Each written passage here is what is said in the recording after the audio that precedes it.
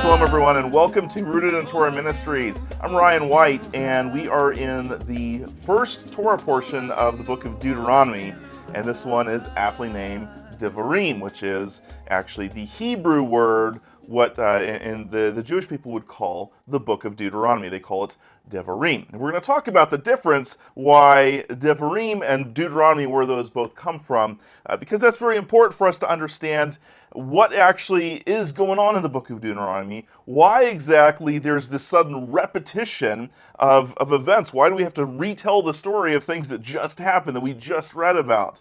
All of this is extremely important when we understand the structure and the function of the book of Deuteronomy. Okay, so this week's Torah portion, again, it's Deuteronomy chapter 1, verse 1 through 3, verse 22.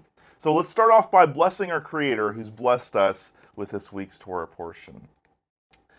And it reads, Baruch et Adonai Hamvarak, Baruch Adonai Hamvarak leolam va'ed, Baruch atah Adonai Eloheinu melech haolam, asher bachar banu mikol ha'amim ve'natan lanu et Torato, Baruch atah Adonai noten ha'Torah. Amen and amen. All right, so let's start off with the two different words that we have here for this book. On the one hand, we've got Devarim. Devarim, and if you know a little bit of Hebrew, that should be a very familiar word for you, because this is what they do, is they choose one of the first words that we find in the book in order to name it, just like the Torah portions. And so when we go to Deuteronomy chapter 1, verse 1, we see here, I'm going to show you this here in the Hebrew over to the side here. It says, Eleha Devarim, right? Devarim is here. Eleha Devarim asher divar Moshe el Kol Yisrael, right? So these are the words which Moses spoke to all Israel. So the word Devarim, or the word Devarim means words. The words that Moses spoke to all of Israel. This is an extremely significant way to start off this book of the Bible. We'll talk about that in a second, though. Let's go and look at the where the Septuagint gets it from, and where we translate it into English as Deuteronomy. Deuteronomy comes from the Greek word deuteronomos. Deuteronomos, right? And nomos means law, and if you couldn't guess it, deutero means second. So second law. And this is, of course, the main issue, is that the people reading this said, we've got here, Genesis through Numbers, this is the law, and then suddenly here's the second law, because there's some things different.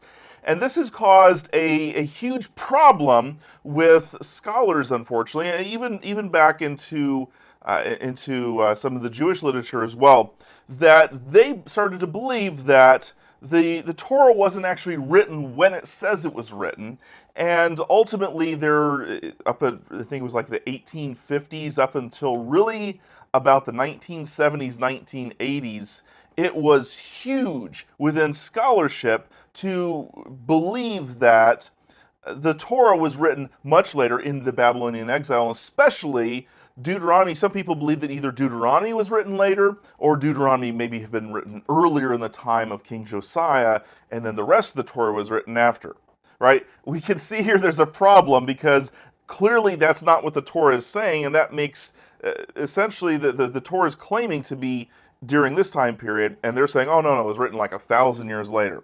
Really?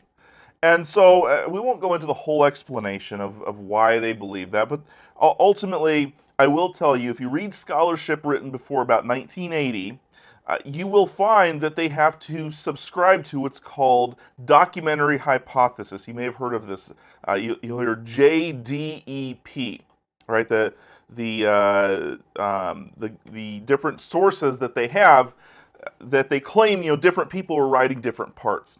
And ultimately, this all came to an end when there was a man by the name of John Goldengay who did a lot of research in this and wrote some papers that really crushed this theory as being completely sound, or that it was like evolution. By the way, this whole theory really developed during the time of Charles Darwin. So you can see the Darwinian influence on biblical scholarship.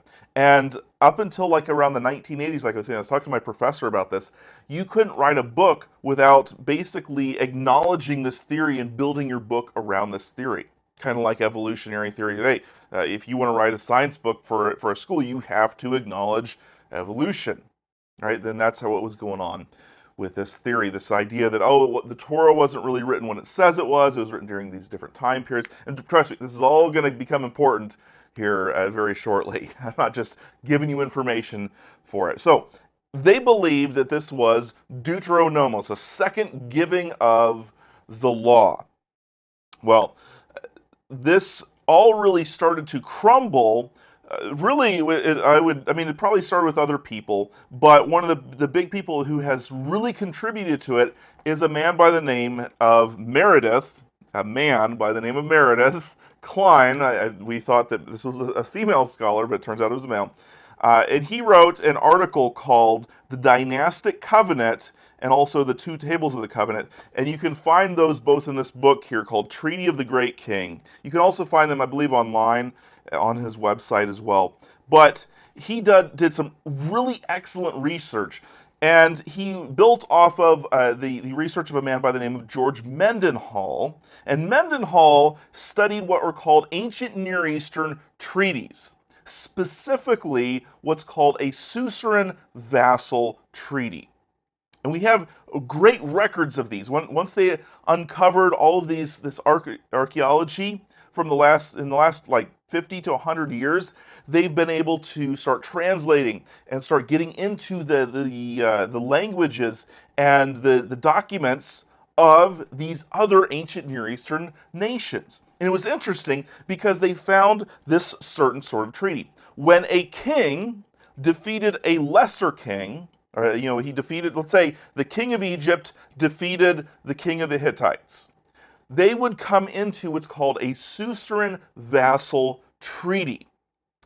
And we found actual records of these treaties. We actually have the document, and they would come in a specific format.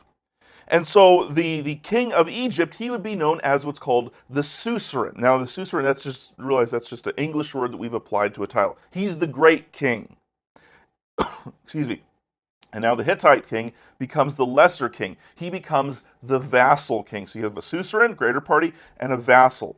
Almost always, almost exclusively, this treaty came in because the great king defeated the lesser king. And now that he's defeated them, he didn't go in and depose the king and kill the king.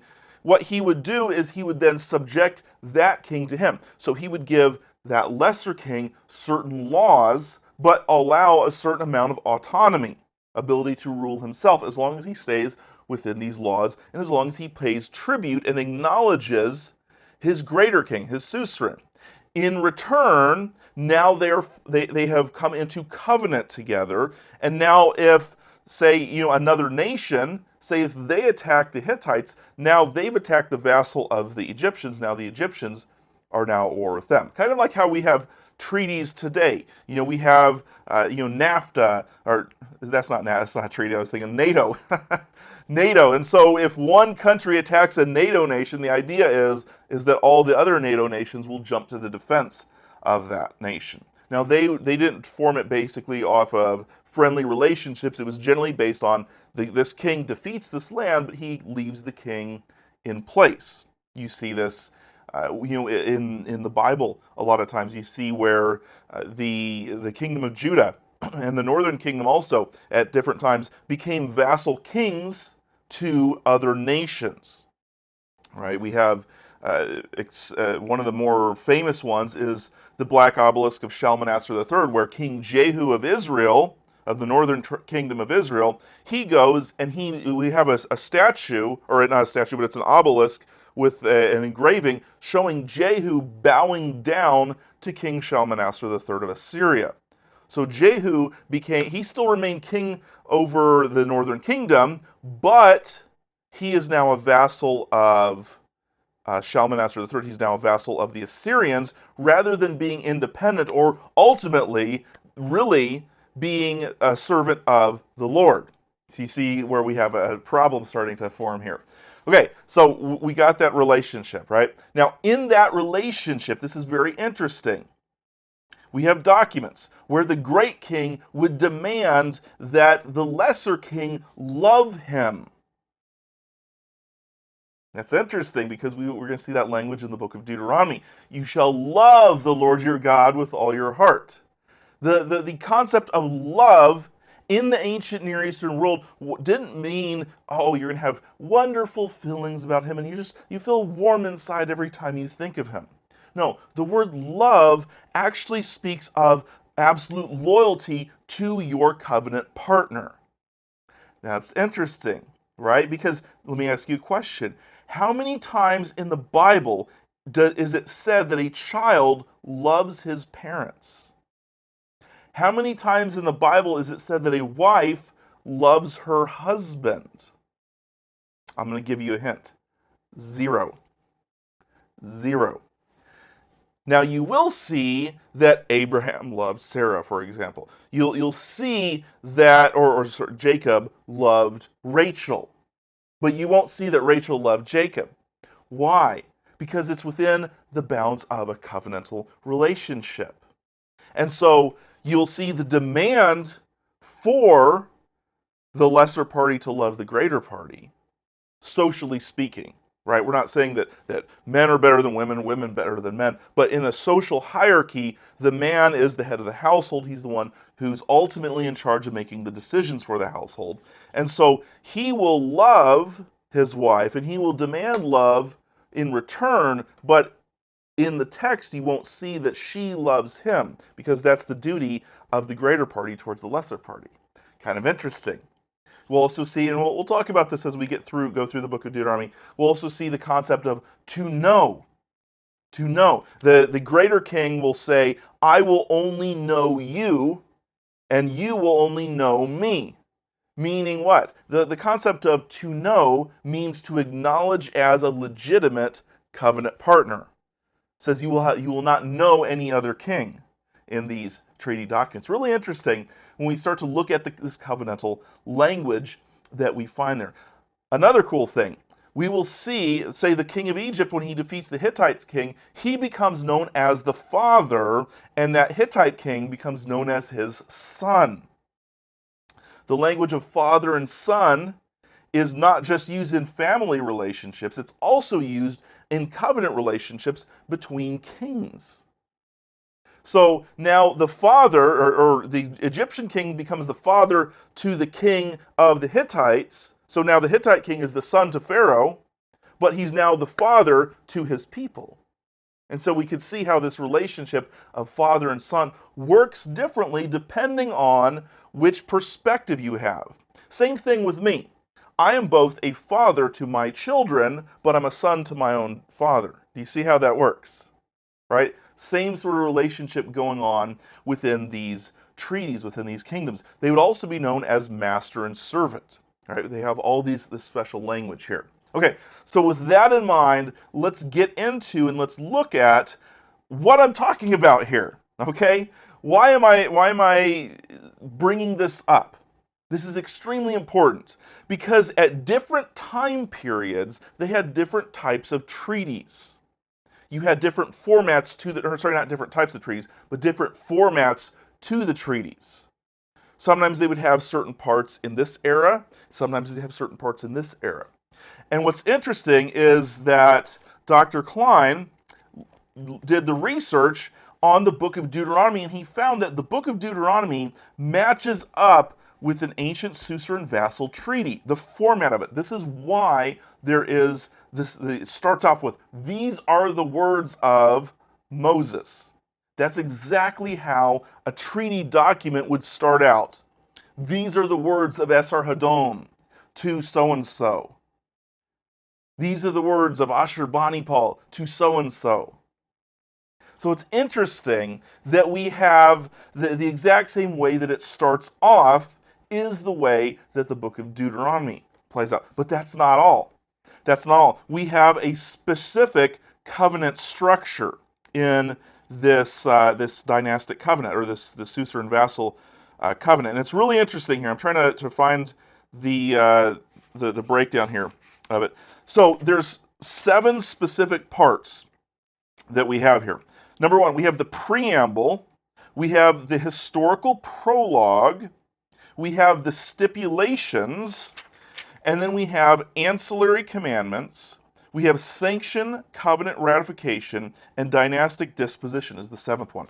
Now, this is important because only in the era, the time period where Moses lived, that's the time period that this specific format for a covenant document is found.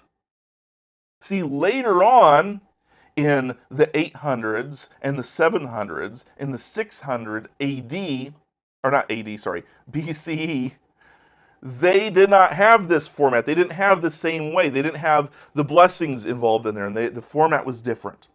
So just based on that, we actually have proof that the book of Deuteronomy is written in the time period of Moses because it matches up with the types of legal documents from that time period.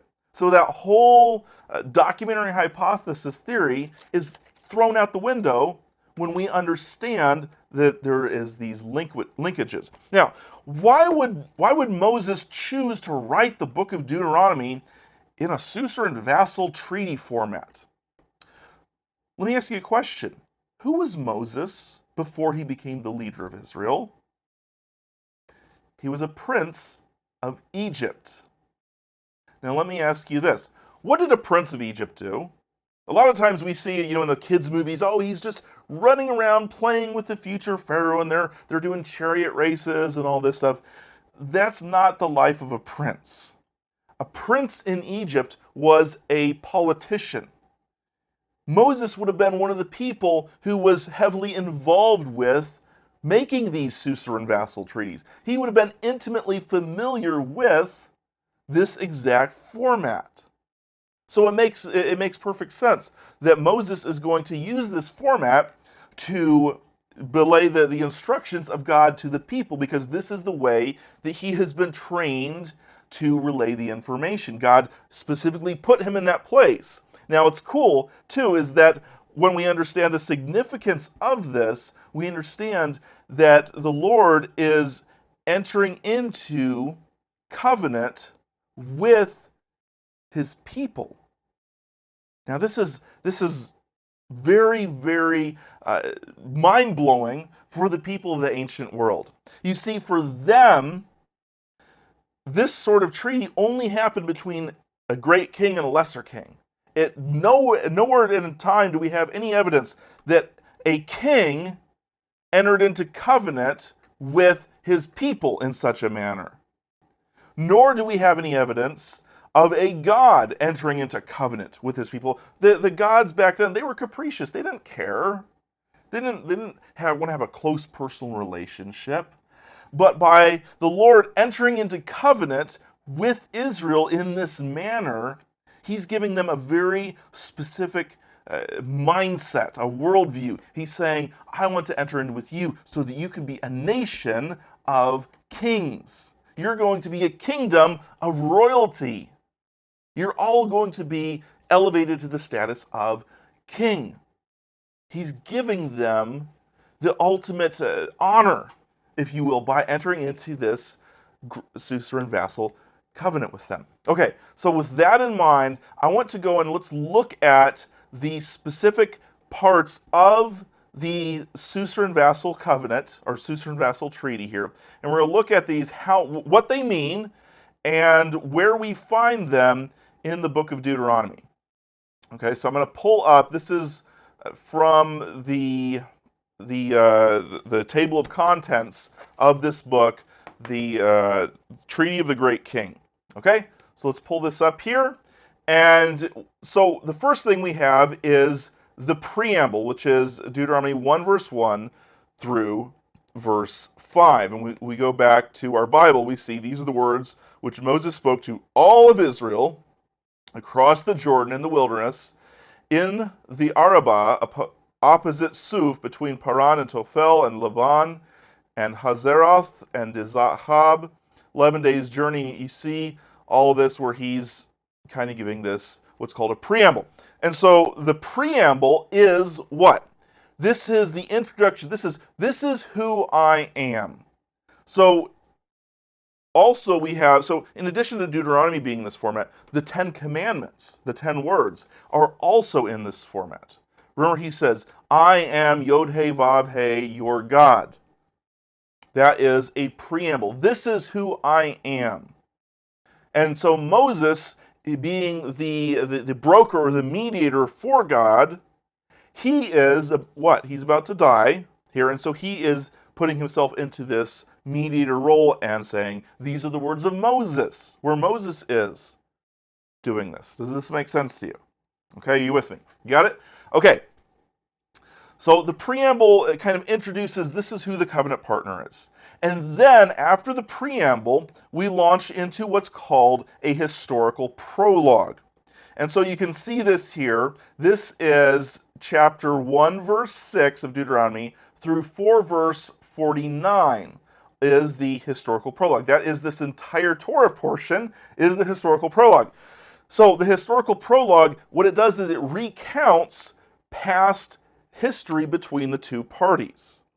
This is extremely important. In the 10 Commandments, he says, I am your God who brought you out of the land of Egypt, out of the house of slavery. In the book of Deuteronomy, he recounts not only bringing them out of Egypt, but all the times that they went astray from him, all the problems that were going on as well. This is very important because this sets up the foundation of why you should keep the covenant. This is saying, I have given you grace. See, God brought them out of Egypt. So he doesn't start off by saying, this is the law, you must keep it, or if you want grace, you must first keep the law. That's a complete misunderstanding of who God is and how the Bible actually works. The Old Testament is not law versus grace. It's grace received and then the law as showing you how to properly reciprocate your gratitude. So we have the historical prologue, which sets up, these are all the great and wonderful things I've done for you. Now, this is different because in other nations, it would be, I defeated you. And so the call for obedience to the covenant was based on past defeat. Whereas in Israel, it's based on the Lord's relationship with Israel, which is rooted in the concept that he brought the nation out of bondage. And not only does he bring them out of bondage, but he was long suffering with them in the wilderness. That's why he goes in and recounts all of these issues. So this sets up the desire within the people to now want to keep the covenant. It's the same thing in the New Testament, in the apostolic writings. Yeshua didn't say, if you do this, this, this, and this, I will die for you and resurrect for you. He says, I'm going to die and resurrect for you. Do this in remembrance of me. And so we now partake of the Passover in remembrance of Yeshua. It says, he says, this is my blood of the covenant, which is being renewed. He's renewing the covenant. That's what the book of Deuteronomy is. It's a renewal of the covenant. See, the original covenant at Mount Sinai, but then they had issues between Mount Sinai and when they get to the land of Israel. You've got the golden calf. You've got the 10 spies. You've got all of these problems going on here. And so there's a need for covenant renewal before they enter the land. Also, this is very important. When one of the covenant partners dies, there is a need to renew the covenant. It's done to ensure continued loyalty. So I don't know if we'll have time to talk about this, but if you actually look at this, Moses does a covenant renewal ceremony here, and then when you get into the book of Joshua, in the book of Joshua, there's another ceremony after Joshua takes command. And then at the end of Joshua's life, there is another covenant ceremony because they're renewing the covenant. The mediator of the covenant is about to die, and so they renew the covenant. Now that's interesting. Why? Isn't Yeshua the mediator of a covenant? Wasn't he about to die? And so he partakes of the Passover. And then he says, this is my blood, which is poured out for the new covenant, or the Hebrew word new can also mean renewed. It's the exact same word. This is my blood poured out for the renewing of the covenant. He's doing a covenantal renewal ceremony there. When these would go on, these covenant renewal ceremonies, they would update the terms of the covenant. And this is important. They wouldn't change the covenant, but they would update the terms of the covenant because conditions change. For example, with the original covenant, Israel is all out as one people camped around in the middle of the desert. And so when we go to, for example, Leviticus 17, verse 3 through 4, it says that if you're going to slaughter an altar animal, a sheep, a goat, or a cow, you have to bring it to the tent of meeting. And you have to slaughter it at the tabernacle. However, when we get to Deuteronomy 12, what's about to happen in Deuteronomy? They're about to go into the land. There's going to be some people that live way, way up to the north. Some people that live way to the south. Some people, they live all over the place. They didn't have mass transit back then. And so in Deuteronomy 12, verse 21 through 24, it says, if you are too far from the tabernacle, you may slaughter those animals within your own gates. You don't have to bring them to the tabernacle. And anyone can eat them, even if they're in a ritually unclean state, provided that you pour the blood out on the ground. So the terms of the covenant changed because the conditions had changed. Same thing going on with Yeshua. Yeshua has to update certain terms of the covenant because conditions have changed, people's hearts have changed, the way that the commandments are being followed has been changed. The Pharisees had caused some destruction to the original intent. And so this is why, like the previous week, when we were talking about vows, Yeshua says, don't even make a vow, but or make an oath, but let your yes be yes and your no be no. Why? Because people were abusing vows at that point in time.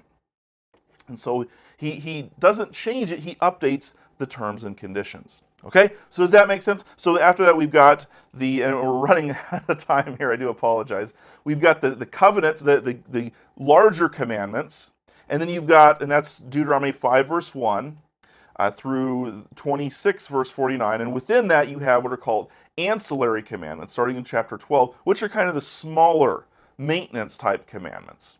And then after it, you have your covenant ratification, which is your blessings, your curses, the oath that's taken, and afterwards it's the final arrangements. Okay? I hope that makes sense to you. I do apologize. We're out of time. If you really want to know more, go onto the website, rootedintorah.com. We've got a lot of great information about covenants on here. All right? So let's finish up by blessing our Creator who's blessed us with the Torah portion. Amen? Baruch atah Adonai Eloheinu melech haolam, asher natan lanu Torat emet v'chayei olam nata betukenu. Baruch atah Adonai noten ha-Torah. Amen. I pray that Yah blesses you and keeps you. Until next time, shalom everyone.